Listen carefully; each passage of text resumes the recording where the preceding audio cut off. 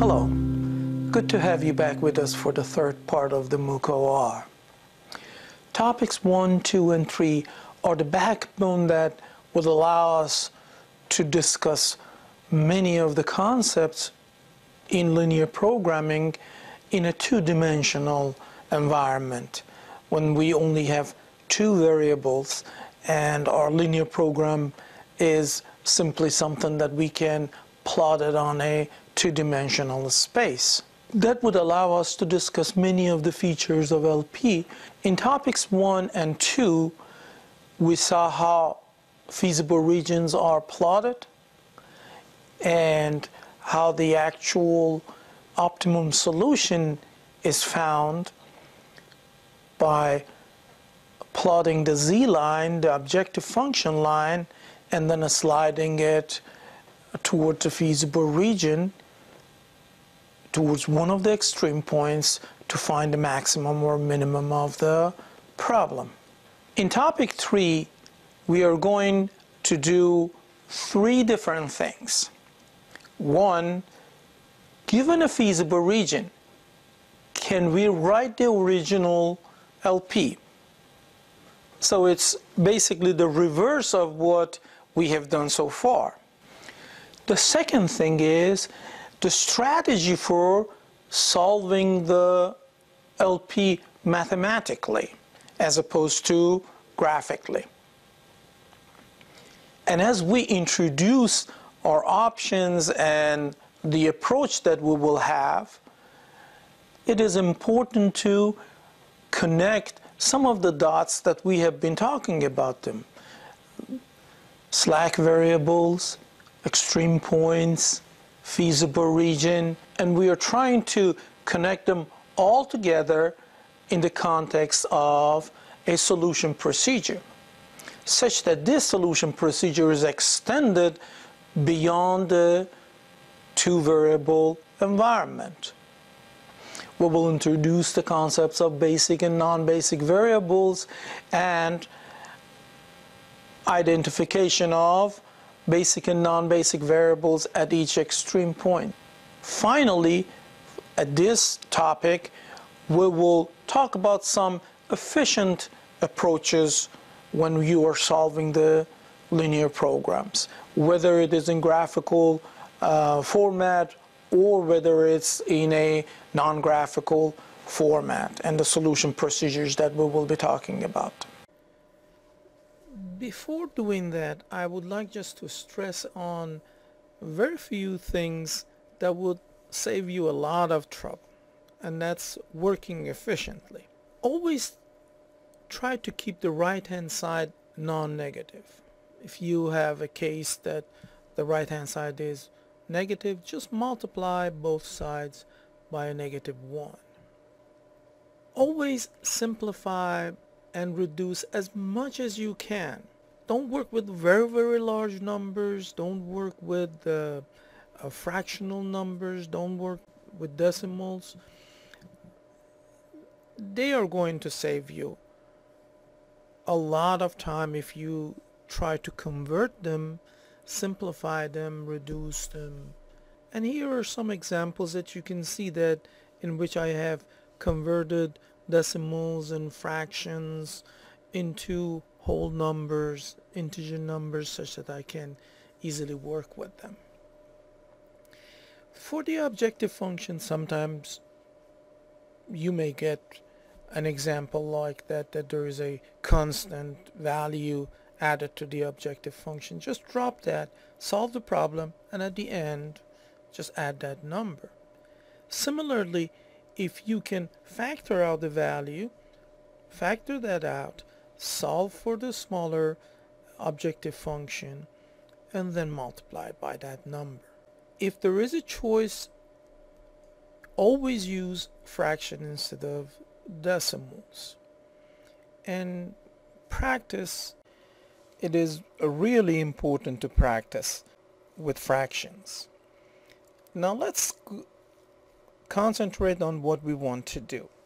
Previously we had an LP given to us, or a set of constraints, and we plotted the feasible region for that set.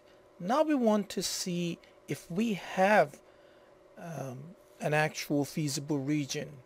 Can we come up with the constraint set for that feasible region? Let's look at this example. And in each case, we will be only looking at one line. For example, in this case, we know where the feasible region is, so we know where the line is, and we will be using the x1 and x2 intercepts to do our calculations. Let's look at a video that I have done on the board for you, and we will use that to learn more about it. I want to show you a very simple way of rewriting the constraints given a feasible region. To do that, and I will show you examples later on, I will start with just one line and set up the procedure that I'm going to be following for that specific line. Let's start.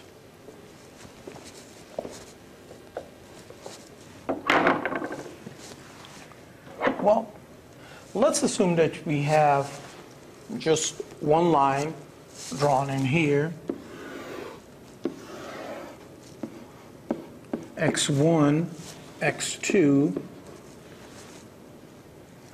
and this is the given line. The first thing that we need to know is identifying the direction of the feasible solution. So let's assume that this is given to us as the direction of the feasible solution. So everything around here is part of the feasible solution.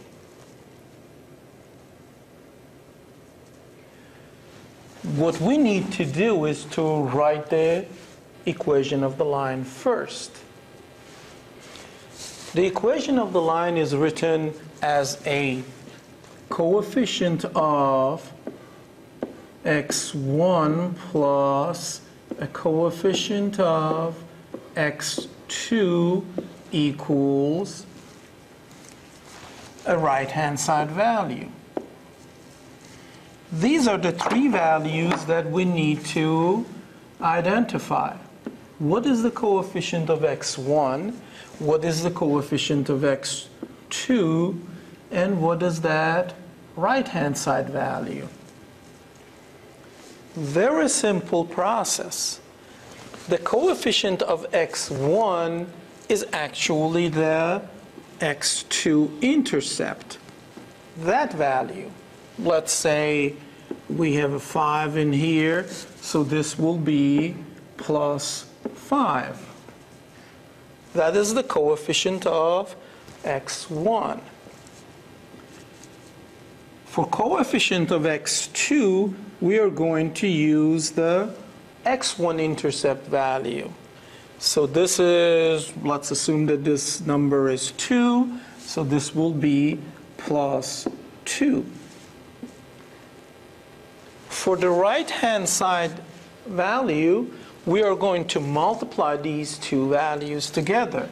So it is plus 5 times plus 2. Which basically means the equation of the line is going to be 5x1 plus 2x2 equals 10. As a constraint, this is an inequality with the direction of the feasible solution. So we need to identify what this actual sign is for the constraint, not just for the line, for the constraint. Is it less than or equal? Is it greater than or equal? Or is it all equal?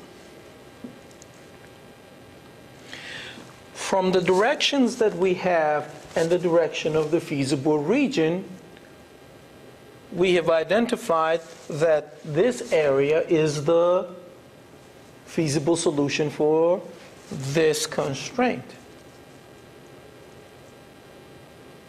So we are going to use a test point, and our test point usually is 0, 0.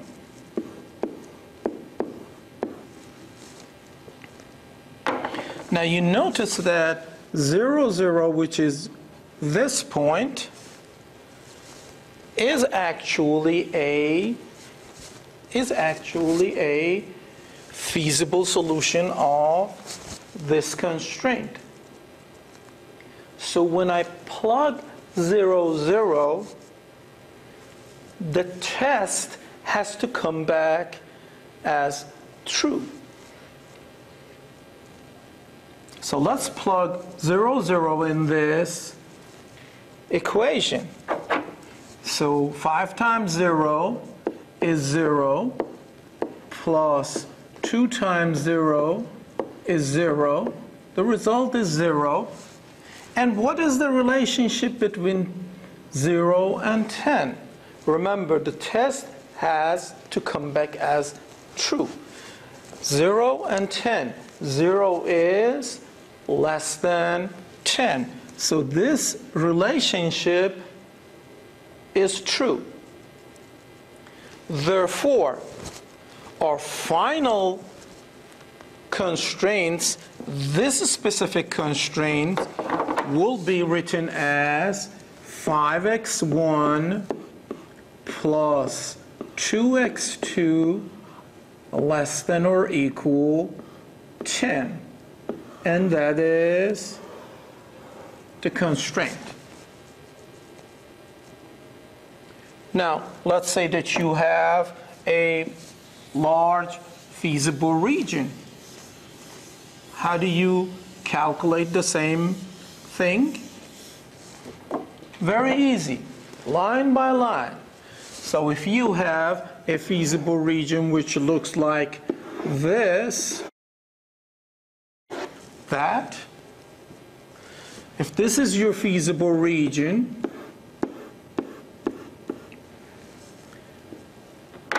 then do the calculation line by line. First, let's do this line. Then, let's do this line.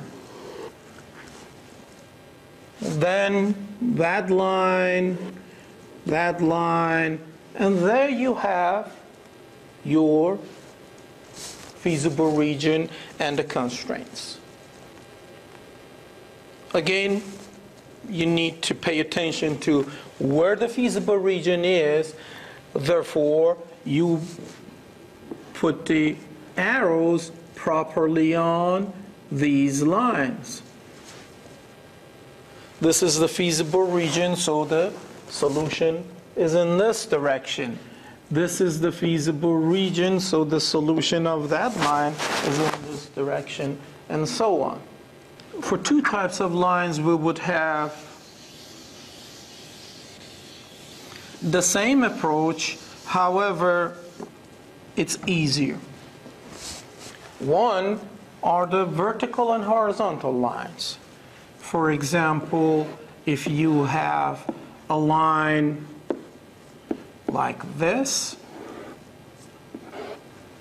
and this is the solution direction, it is going to be x1 greater than or equal 3. If you have a line like this with this directions, then this is going to be x2 less than or equal 4. Very simple.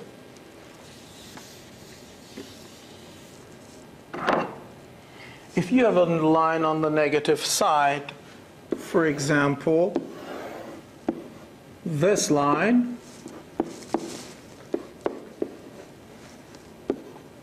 -3, this line, then it is the same thing. x2, and it is greater than or equal minus 3. We will see that as one of the things that we always do. We will try to keep the right-hand side positive. So if we get something like this, we would multiply it by, we will multiply it by a negative 1, so we will get x2 less than or equal, the sign will change when you multiply it by a negative sign, plus 3. So that one, this one is represented by this constraint.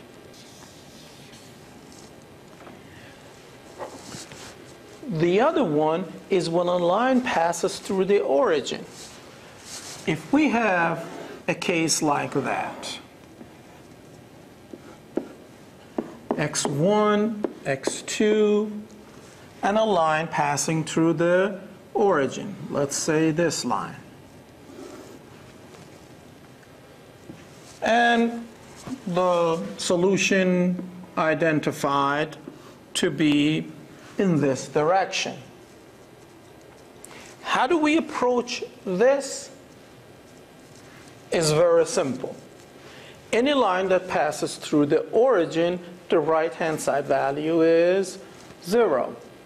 And all lines in this case are written as x2 equal mx1, where m is the slope of the line. So you need to calculate the slope value of the line. How do you calculate the slope value of the line? It's either given to you or you have to look at the feasible region and figure that out. For example, if we had a specific point, let's say this is 6,